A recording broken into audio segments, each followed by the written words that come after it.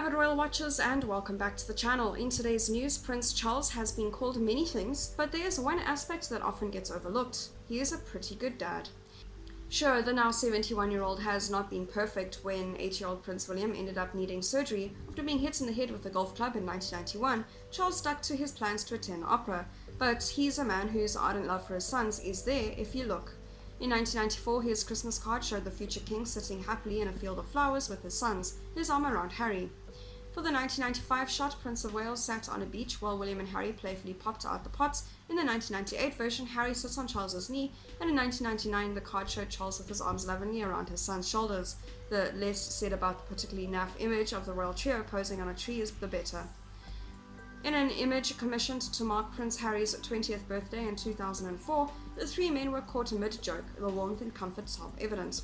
I could go on, but there are many more shots of Charles and his sons in this charming, heartwarming ilk, all bearing the sort of familiarity and tenderness that can't be forced. So consider that the scene must have been alike in the breakfast room at Charles's Scottish retreat when he opened the papers to discover that Harry has a new dad in his life. This week, American Idol runner-up and singer Katharine McPhee told Access Hollywood that her husband, her music supremo David Foster, has a really beautiful relationship with Harry.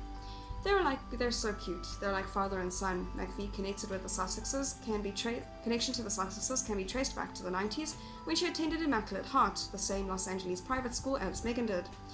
They were in different years, and McPhee said that the two were never really close friends. However, the American duo reconnected in London in 2019 when they attended the same event where McPhee said that she and Foster put ourselves in a position where we could at least say hello, and the Sussexes were really gracious. Clearly, that moment was the beginning of a beautiful, very useful new friendship. Earlier this year, it was revealed that Foster had arranged for Harry and Meghan to borrow an unnamed, clearly super wealthy benefactor's $20 million Vancouver Island mansion for 4 months gratis.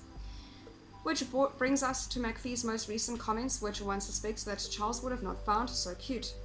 Let's start with the question of gratitude here. Over the last 2 years, Charles has given his son and daughter-in-law a lavish wedding, helped them set up an independent office, and provided them with millions of pounds. It is believed that the Prince of Wales is still shoring up the Sussexes financially, even after their swift and turbulent departure from the official royal life earlier this year. Assuming McPhee's quotes accurately reflect the closeness between Harry and Foster, then the Duke of Sussex supplanting his generous father with a former reality star from the Real Housewives of Beverly Hills is not exactly the very best way to express his thanks to all those lovely 7-figure checks. Then there are the more personal, emotional connections here. If Foster has become a father figure to the 35-year-old royal, who is only 1 year younger than McPhee, then this would suggest that there was a position vacant. Implicit in this would be the suggestion that Charles has somehow failed his younger son, and that Harry needed to turn to Foster for some sort of unspecified paternal succor. Lastly, it is hard to see how this furore will do anything but damage the already strained transatlantic relations between the Sussexes and the royal family as a whole.